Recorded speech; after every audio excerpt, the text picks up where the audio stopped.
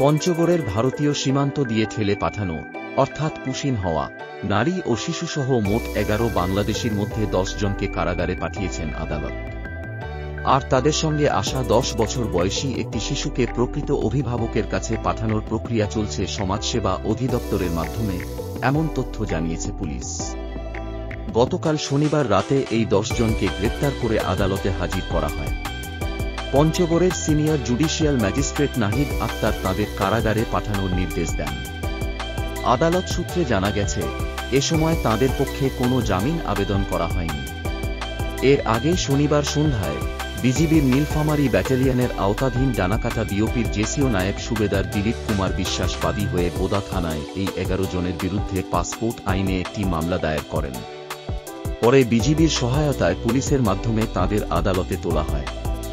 এরও আগে শুক্রবার গভীর রাত থেকে শনিবার সকাল পর্যন্ত বোদা উপজেলার কাজলদিঘি, কালিয়াগঞ্জ ও বরশী ইউনিয়নের বিভিন্ন সীমান্ত এলাকা থেকে বিজিবি আটক করে নারী ও শিশুসহ এই 11 জনকে।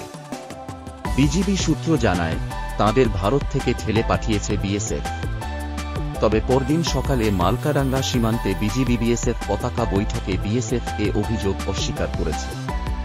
রোববার সকাল 10টার দিকে নীলফামারী ব্যাটালিয়নের ভারপ্রাপ্ত অধিনায়ক মেজর রিয়াদ মোর্শেদ বলেন, আটক ব্যক্তিরা দীর্ঘদিন ধরে ভারতের বিভিন্ন এলাকায় কাজ করছিলেন। তাদের ভারতীয় পুলিশ মুম্বাই থেকে আটক করে বিএসএফের কাছে হস্তান্তর করে। এরপর তাদের সীমান্তে এনে বাংলাদেশের দিকে ঠেলে দেওয়া হয়। পরে সীমান্তে আটক করে তাদের পুলিশের কাছে হস্তান্তর করা হয়। শনিবার সন্ধ্যায় বিজিবির নীলফামারী ব্যাটালিয়নের অধীন ডানাকাটা বিওপির পক্ষ থেকে জেসিও নায়েব সুবেদার দিলীপ কুমার বিশ্বাস বাদী হয়ে বোদা থানায় একটি মামলা করেন। পাসপোর্ট আইনে করা হয় এই মামলা। এরপর রাতে পুলিশের সহায়তায় বিজিবি এই 10 জনকে গ্রেপ্তার দেখিয়ে আদালতে তোলে।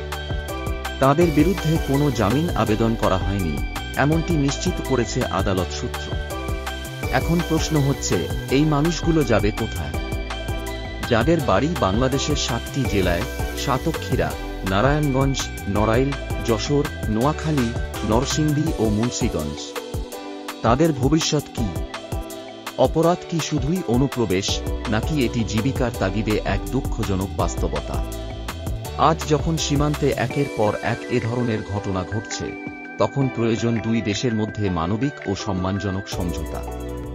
কারণ এই গল্পের পেছনে লুকিয়ে থাকে হাজারো শ্রমিকের চোখের জল, যারা জীবনের ঝুঁকি নিয়ে পাড়ি দেন সীমান্ত, শুধুই পরিবারের মুখে একটু হাসি ফোটানোর আশায়। আমরা যেন তাদের ভুলে না যাই।